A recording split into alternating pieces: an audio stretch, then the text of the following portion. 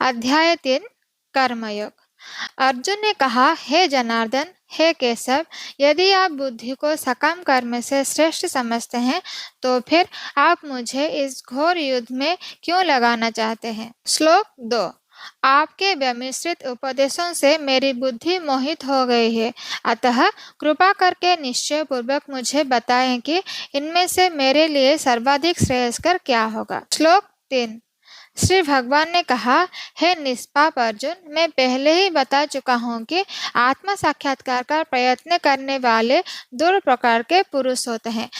कुछ इस ज्ञान योग द्वारा समझने के प्रयत्न करते हैं तो कुछ भक्तिमय सेवा के द्वारा। श्लोक 4।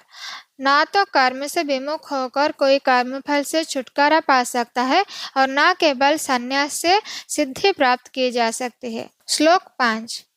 प्रत्येक व्यक्ति को प्रकृति से अर्जित गुणों के अनुसार विवश होकर कर्म करना पड़ता है, अतः कोई भी एक क्षण भर के लिए भी बिना कर्म किए नहीं रह सकता। श्लोक 6। जो कर्मेंद्रियों को वश में तो करता है, किंतु जिसका मन इंद्रिय विषयों का चिंतन करता रहता है, वह निश्चित रूप से स्वयं को धोखा देता है और मिथ्याचारी कहलाता है। श्लोक 7।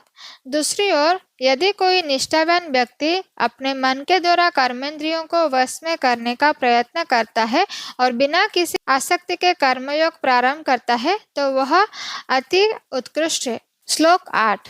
अपना नियत कर्म करो, क्योंकि कर्म न करने की अपेक्षा कर्म करना श्रेष्ठ है। कर्म के बिना तो शरीर निर्वाह भी नहीं हो सकता। श्लोक 9। श्री विष्णु के लिए यज्ञ रूप में कर्म करना चाहिए, अन्यथा कर्म के द्वारा इस भौतिक जगत में बंधन उत्पन्न होता है।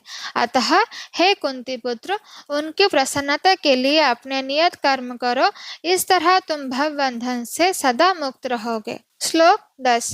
सृष्टि के प्रारंभ में समस्त प्राणियों के स्वामी ने विष्णु के लिए यज्ञ सहित मनुष्य तथा देवताओं की संततियों को रचा और उसने कहा, तुम इस यज्ञ से सुखी रहो, क्योंकि इसके करने से तुम्हें सुखपूर्वक रहने तथा मुक्ति प्राप्त करने के लिए समस्त वांछित वस्तुएं प्राप्त हो सकेगी। श्लोक 11। यज्ञों के द्वारा प्रसन्न होकर देवता तुम्हें भी प्रसन्न करेंगे और इस तरह मनुष्यों तथा देवताओं के मध्य सहयोग से सबों को संपन्नता प्राप्त होगी। श्लोक 12। जीवन की विभिन्न आवश्यकताओं की पूर्ति करने वाले विभिन्न देवता यज्ञ संपन्न होने पर प्रसन्न होकर तुम्हारी सारी आवश्यकताओं की पूर्ति करेंगे, किंतु जो इन उपहारों को देवताओं को अर्पित किए बिना भोगता है वह निश्चित रूप से चोर है।